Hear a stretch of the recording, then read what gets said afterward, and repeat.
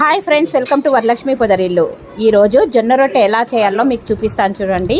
మా అక్క, తెలిసిన అక్క, జొన్న పిండిని ముందుగా నీళ్లు పోసుకొని మెత్తగా ఈ విధంగా చపాతీ పిండిలాగా పిసుకోవాలి. తర్వాత కొద్దిగా పిండిని తీసుకొని ముద్దగా చేసుకొని చూడండి ఏ విధంగా కొడుతుంది. చక్కా చక్కా రెండు చేతులతో కొడుతుంది. ఒక చేతితో ఈ విధంగా పిండి పోసుకుంటూ రొట్టెను కొట్టాలి. చాలామందికి జొన్న రొట్టె తెలియదు కదా, కానీ చాలా టేస్టీగా బాగుంటుందండి. మటన్ కర్రీలోకైనా, చికెన్లోకైనా, కర్రీలోకైనా చూడండి ఏ విధంగా రెండు చేతులతో కొడుతుందో.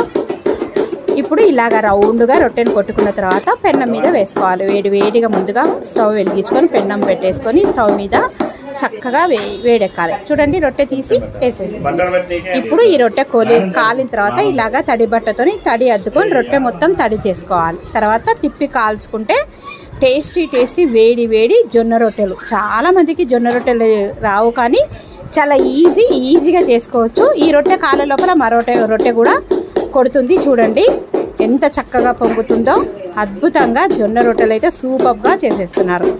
ఈరోజు మటన్ అండ్ జొన్న రొట్టె పెద్దలకు సాంబ్రాణి వేసుకుంటున్నాము, అందుకోసానికి ఈ విధంగా చేసాము. చూడండి ఎన్ని రొట్టెలు అయినాయి. వీడియో నచ్చితే లైక్ చేసి, షేర్ చేసి, కామెంట్ చేసి, సబ్స్క్రైబ్ చేసుకోండి. Thank you for watching. Please subscribe.